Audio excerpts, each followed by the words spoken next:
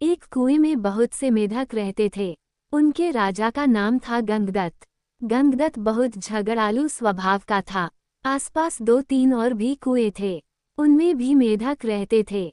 हर कुएं के मेंढकों का अपना राजा था।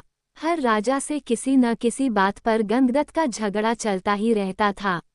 वो अपनी मूर्खता से कोई गलत काम करने लगता और बुद्धिमान मेढक रोकने की कोशिश करता तो मौका मिलते ही अपने पाले गुंडे मेंढकों से पिटवा देता।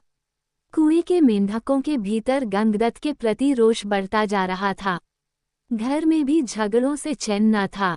अपनी हर मुसीबत के लिए दोष देता। एक दिन गंगदत्त पड़ोसी मेढक राजा से खूब झगड़ा। खूब तू मैं हुई। गंगदत्त ने अपने कुएं में आकर बताया कि पड़ोसी राजा ने उसका अपमान किया है। अपमान का बदला लेने के लिए उसने अपने मेंढकों को आदेश दिया कि पड़ोसी कुएं पर हमला करे। सब जानते थे कि झगड़ा गंगदत्त ने ही शुरू किया होगा। कुछ सयाने मेंढकों तथा बुद्धिमानों ने एकजुट होकर एक स्वर में कहा, राजन, पड़ोसी कुएं में हमसे दुगने मेढक हैं। वे स्वस्थ व हमसे अधिक ताकतवर हैं। हम ये लड़ाई नहीं लड़ेंगे। गंगदत्त सन्न रह गया और बुरी तरह तिलमिला गया।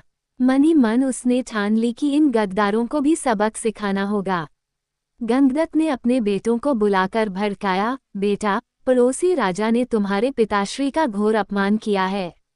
जाओ, पड़ोसी राजा के बेटों की ऐसी पिटाई करो कि वे पानी मांगने लग जाएं। गंगदत्त के बेटे एक दूसरे का मुंह देखने लगे। आखिर बड़े बेटे ने कहा, पिताश्री, आपने कभी हमें टर्राने की इजाजत नहीं दी। टर्राने से ही मेंढकों में बल आता है, हौसला आता है और जोश आता है। आप ही बताइए कि बिना हौसले और जोश के हम किसी की क्या पिटाई कर पाएंगे। अब गंगदत्त सबसे चिढ़ गया। एक दिन वो कुर्ता और बड़बड़ाता कुएं से बाहर निकल इधर उधर घूमने लगा। उसे एक भयंकर नाग पासी बने अपने बिल में घुसता नजर आया। उसकी आंखें चमकीं। जब अपने दुश्मन बन गए हों तो दुश्मन को अपना बनाना चाहिए। ये सोच वह बिल के पास जाकर बोला, नागदेव, मेरा प्रणाम। नागदेव फुफकारा, अरे मेढक, मैं तुम्हारा बैरी हूँ। तुम्हें खा जाता हूँ और तू मेरे बिल के आगे आकर मुझे आवाज दे रहा है। गंगदत्त टर्राया, हे नाग, कभी कभी शत्रुओं से ज्यादा अपने दुख देने लगते हैं। मेरा अपनी जाति वालों और सगों ने इतना घोर अपमान किया है कि उन्हें सबक सिखाने के लिए मुझे तुम जैसे शत्रु के पास सहायता मांगने आना पड़ा है। तुम मेरी दोस्ती स्वीकार करो और मजे करो। नाग ने बिल से अपना सिर बाहर निकाला और बोला, मजे? कैसे मजे? गंगदत्त ने कहा, मैं तुम्हें इतने मेढक खिलाऊंगा कि तुम मोटाते मोटाते अजगर बन जाओगे। नाग ने शंका व्यक्त की, पानी में मैं जा नहीं सकता। कैसे पकड़ूंगा मेढक? गंगदत्त ने ताली बजाई, नाग भाई, यही तो मेरी दोस्ती तुम्हारे काम आएगी। मैंने पड़ोसी राजाओं के कुओं पर नजर रखने के लिए अपने जासूस मेंढकों से गुप्त सुरंगें खुदवा रखी हैं। हर कुएं तक उनका रास्ता जाता है।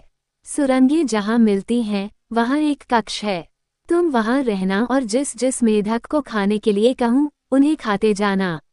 नाग गंगदत्त से दोस्ती के लिए तैयार हो गया, क्योंकि उसमें उसका लाभ ही लाभ था। एक मूर्ख बदले की भावना में अंधे होकर अपनों को दुश्मन के पेट के हवाले करने को तैयार हो तो दुश्मन क्यों न इसका लाभ उठाए। नाग गंगदत्त के साथ सुरंग कक्ष में जाकर बैठ गया।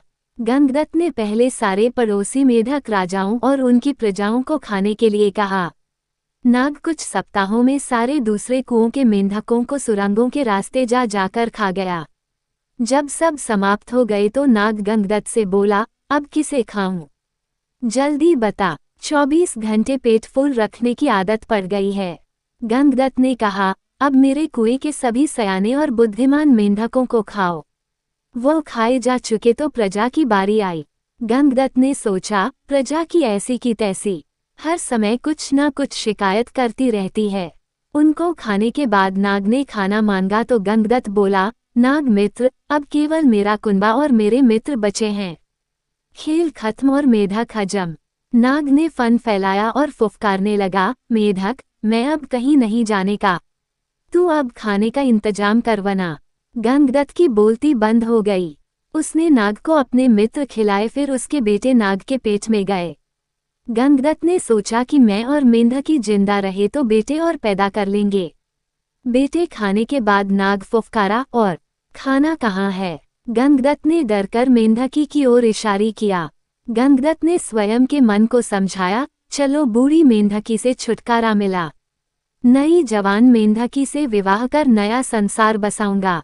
मेंढकी को खाने के बाद नाग ने मुंह फाड़ा, खाना। गंगदत्त ने हाथ जोड़े, अब तो केवल मैं बचा हूँ, तुम्हारा दोस्त गंगदत्त, अब लौट जाओ। नाग बोला, तू कौन सा मेरा मामा लगता है, और उसे हड़प गया।